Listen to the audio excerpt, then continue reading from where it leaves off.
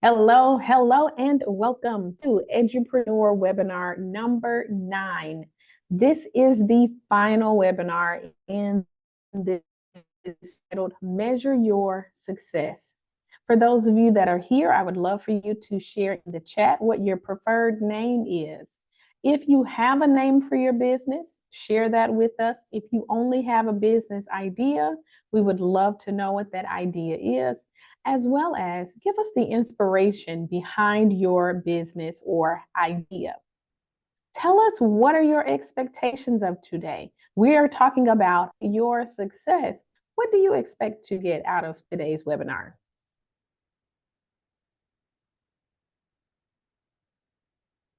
This was brought to you by the Edupreneurship Academy, where we are helping edupreneurs convert their teaching expertise into revenue.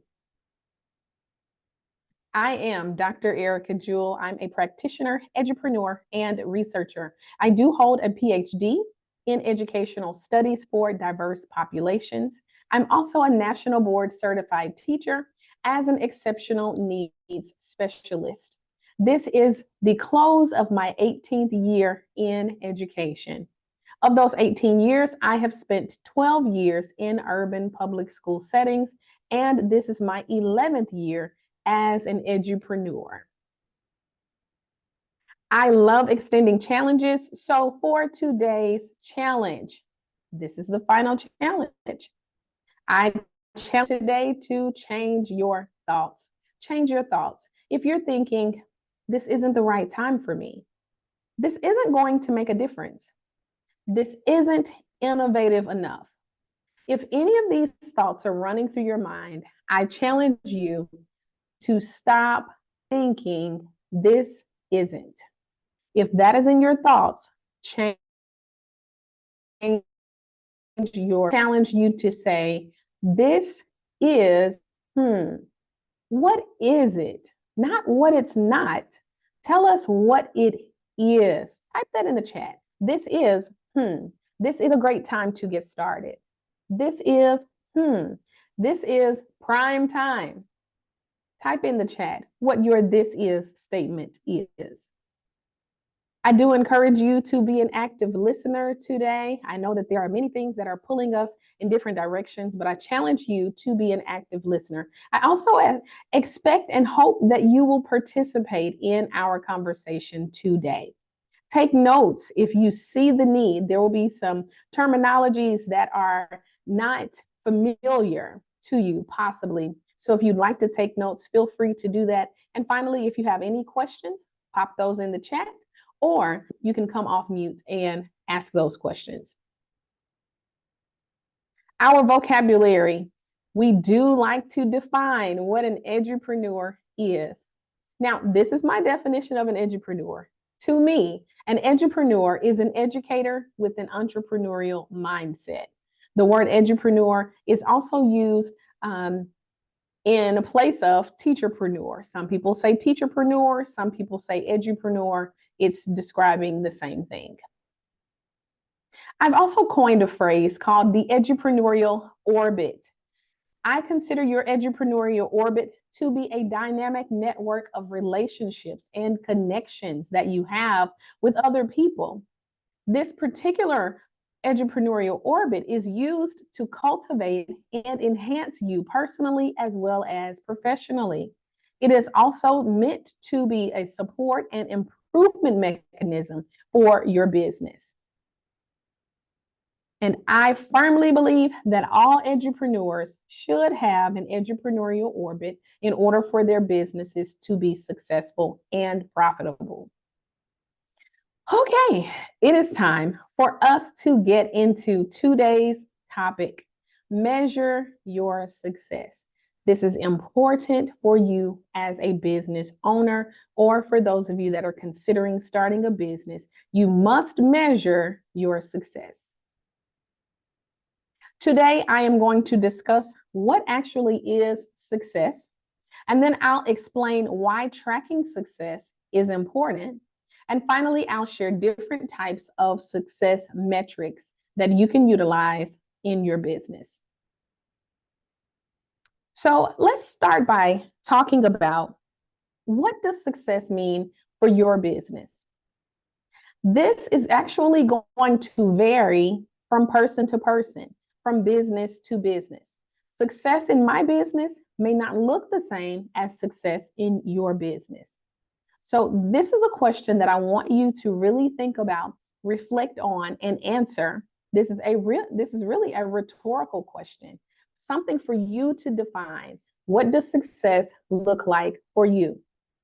For me, success looks like, in the year 2024, learning little people will earn at least $300,000. That is what success looks like for me. So you define what success is for you and for your business. Now, let me give you a clue on how to succeed. This is a general principle that can be applied to anyone and to anyone's business. Here's how you succeed. I hope you're ready, okay? Because this is some good information. I'm going to give you the key to success. Here it is. The first thing I want you to do is I want you to suck. What do I mean by that? I want you to try something and I want you to suck at it. Many things that we try the very first time, we don't succeed. But the ingredient of sucking is important for you to succeed. The second thing that I want you to do, I want you to suck again, because that means that you got up and you tried again. Suck again, mess up again, make a mistake again. The third thing I want you to do, I want you to suck again. Once again, mess up, get up, start over, try it again, okay? The fourth thing that I want you to do is succeed. Suck, suck, suck, then succeed, okay? In order for you to succeed, you've got to suck first, second, and third, maybe even 4 or 5 times, right? But the key is for you to try, for you to mess up, for you to learn from your mistakes, get back up, do it again, and success is on the way. So again, I ask, what does success mean for your business? Your business may not be ready to earn 6 figures. You may not be ready to leave the classroom, but that does not make you any less successful than anyone else, okay? So remember, success is defined by what you define it as. It's determined by your definition, but you've got to determine what success looks like for you and for your business in order for you to know that you've succeeded. Now, let's talk about, how do you track what's working and what's not working, okay? If you are able to determine, once you determine what success looks like, what is that number, what is that metric, then you need to track what's working and what's not working in order to get you to what your goals are. Okay? So, business success metrics are quantifiable measurements to track if your strategies are working effectively. Okay, so this is important for you when you think about data meetings at schools. Your data meetings are there for you to look at what your student data is showing you, and for you to then use that quantifiable information to make instructional decisions. Just like you use student data to make instructional decisions, you need to use business success metric data to make business decisions. Success metrics are also known as KPIs. I know in the world of education, we have all of the alphabet soup. We've got all of the acronyms But business also has acronyms that we may not be familiar with. But I'm curious, anybody knows what a KPI is? What in the world is a KPI? It's another way to say success metrics or business success metrics, but what does that really mean? Of course, I'm going to give you the answer. So a KPI is a key performance indicator. This is important for what we're about to discuss when we talk about measuring the success of your business. We're talking about your success metrics, AKA your KPIs. All right. So the importance behind KPIs is that they provide a focus for you to improve your strategies and your operations. Okay. Again, thinking about the data meetings that we have concerning our students, we need to use the data to focus in, hone in on what our students do well and what our students are not doing so well in, so that we'll know how we need to tweak instruction. Similarly, in business, our KPIs are what will provide us the focus, right, for us to improve. Just like we want to help our students improve with their learning, we want to improve our businesses as well. KPIs help us do that. KPIs also create an analytical basis for decision making. We utilize KPIs in order for us to not make emotional decisions concerning our business. KPIs give us the analytics, it gives us the data so that we can make wise decisions concerning our next steps in our business. And finally, KPIs help us focus attention on what matters most. That's very important. Now, why is it that we should track our KPIs? I've just made a case for what they are and how they can help, but why should we track our KPIs? This is going to be a confirmation of what we've already shared, but it'll go a little more in depth for you. Tracking your KPIs connects work to goals. Remember when I said you determine what success looks like for your business? When you determine that success, there should be some goals in order for you to meet what the pinnacle of success is in your business. Your KPIs are going to connect the work to the goals. Your KPIs also will allow you to assess strategy efficacy. You've put certain strategies in place. Are they efficient? Are they effective? Also, your KPIs will help you make data-driven decisions. We've mentioned that already, but that's very important. And finally, tracking your KPIs will help you identify areas of need in your strategy. There may be some places in your strategy that you can beef up. There may be some things in your strategy that you notice a trend. Oh, this is good. This is adding to, for example, the number of people who visit my website. This is adding to the number of people who are now following me on social media, right? But if you are doing certain things and you're not seeing results, those KPIs will let you know, here's an area of need in your strategy. Here's a place where it's not producing what you'd hoped it would produce. So connecting your work to goals is prioritizing. Assessing strategy efficacy is benchmarking. Making data-driven decisions is projecting. And identifying areas of need in your strategy is adjusting. So there are different types of business success metrics. Here are 6 according to asana.com. The first one is general business metrics. The second, marketing metrics. The third, customer success. The fourth, sales metrics. The fifth, developer metrics. And the sixth, human resource metrics. We'll talk about a few of these. For general business metrics, this refers to your gross profit margin, your ROI or return on investment, your productivity, the total number of customers that you have, as well as your recurring revenue.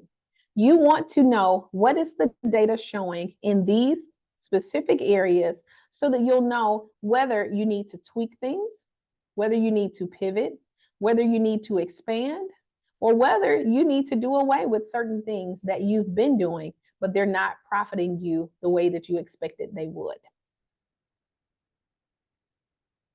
Next, there are marketing metrics. Take a look at your daily web traffic users.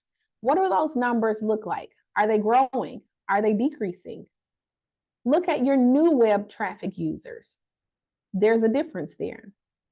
And look at your email open rates. If you're doing email marketing, after you send the email out, you want to look at your data. What is the click rate? What's the open rate? Are people even opening your emails? Also, you want to know the number of leads that are generated based on whatever your efforts are. What are those lead generations looking like? Customer success metrics. The Net Promoter Score, or NPS, refers to when you have customers, are they referring you to other people? Are they promoting your business? Are they talking you up?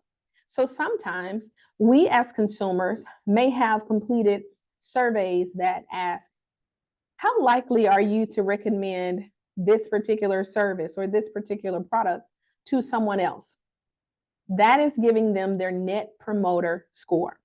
You can create your own Net Promoter survey for your customers and clients. Also, there is the customer retention rate. Are you retaining your customers? There's the customer churn rate, customer feedback. What are your customers saying?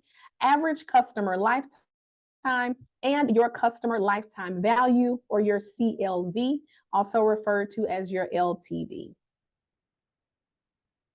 Now, for the rest of them, your sales metrics, all of those are off limits. But if you'd like to know more about the additional metrics that are outlined, you definitely can join me in the Edupreneur Mastery Series. This is a series of courses that will dig deeper into this information. Your metrics are important. It is time for me to give you our tips. I'll review our first 8, and I will give you the final tip, the 9th tip of this entire webinar series. Let's go. Tip number 1, I told you to record all ideas that come to your mind. Whatever comes to mind, I want you to record it in an idea book, in your notes app, or in the voice memos app on your phone. Tip number 2, I told you intentionally expand your edupreneurial orbit. This is important to the success of business. You can expand your edupreneurial orbit by serving on school and nonprofit boards, by volunteering for committees and coalitions, and by presenting at conferences.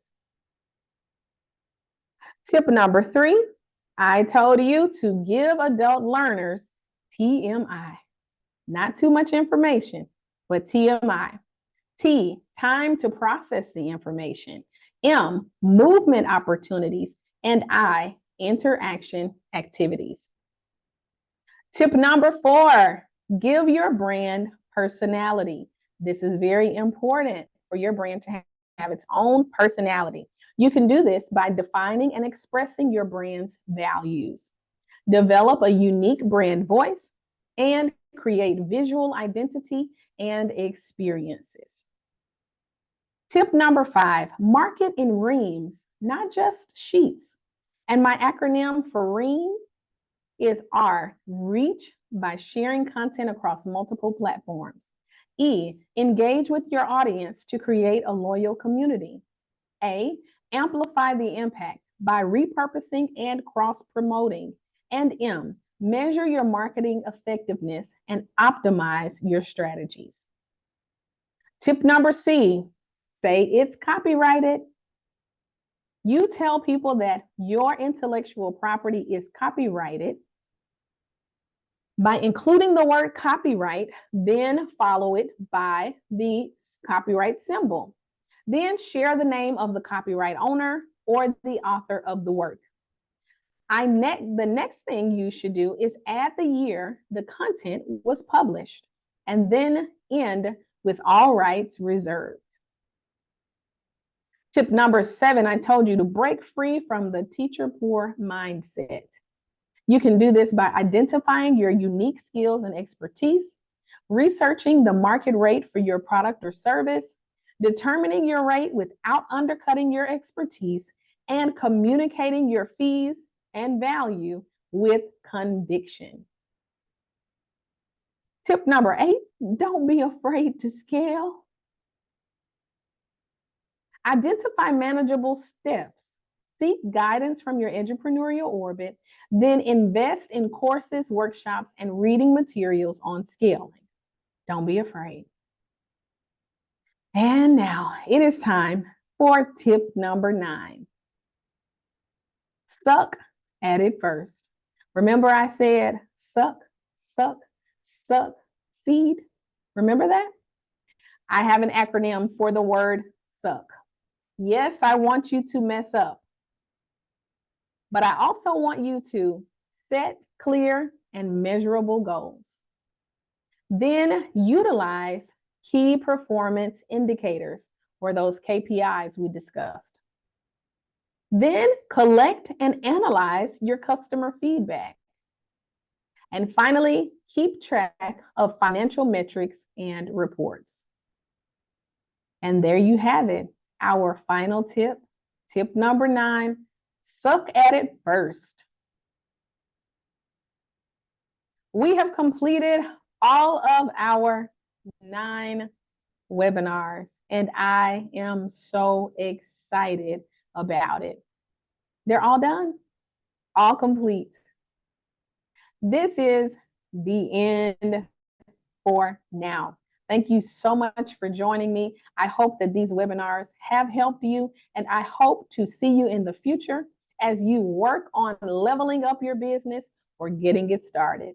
Have a great one.